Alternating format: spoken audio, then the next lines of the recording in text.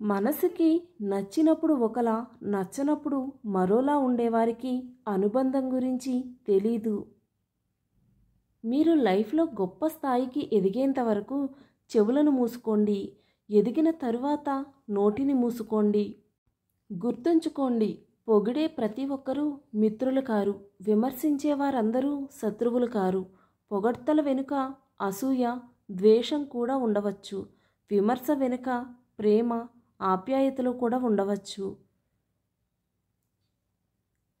గొప్ప లక్ష్యాన్ని కలిగి ఉండడంలో ఉండే ఆనందం గొప్ప సంపదలతో వచ్చే ఆనందానికి సమానం. ప్రేమ అనేది ఒకరి వైపే ఉంటే జ్ఞాపకంగా మిగిలిపోతుంది. అదే ఇద్దరి మనసులో ఉంటే బంధంగా నిలబడుతుంది. సంపాదన లేనివాడిని చూసి తల్లి కోపంతో ఉంటుంది. తండ్రి దూషిస్తాడు.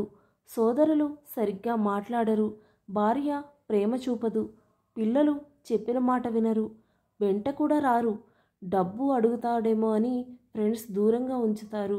వాళ్ళందరితో సంతోషంగా గడపాలంటే కష్టపడి డబ్బు సంపాదించాలి. ఎవరైతే ఎదుటివారి నాశనాన్ని కోరుకుంటారో వారికి కూడా అటువంటి నాశనమే జరుగుతుంది. అందుకే ఒకరికి మంచి చేయాలన్న ఆలోచన కలిగి ఉండాలి. చెవిలో పడేది అంతా నిజం కాదు. కంట్లో పడేది అబద్ధమూ కాదు. ఒక వ్యక్తి బ్రతకడానికి పెద్దగా ఖర్చుండదు, కానీ ఎప్పుడైతే ఎదుటివారిలా బ్రతకాలి అనుకుంటాడో అప్పుడే ఖర్చు అవుతుంది.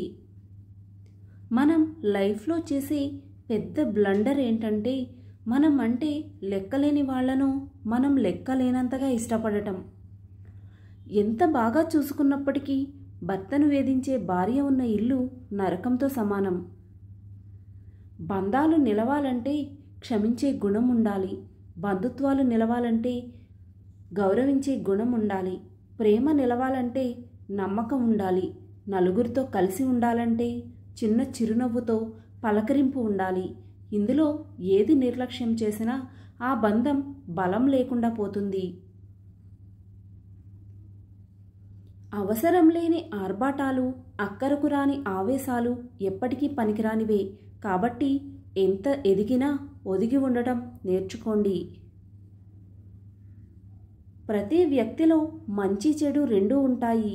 నీలో మంచిని చూసిన వాళ్ళు మిత్రులవుతారు. చెడుని చూసిన వాళ్ళు శత్రువులవుతారు. రెండిటిని సమానంగా చూసిన వాళ్ళే నిన్ను ప్రేమించిన వాళ్ళు అవుతారు. ఈ వీడియో కనుక మీకు నచ్చినట్లయితే please do like, share and subscribe to my channel. Thank you for watching.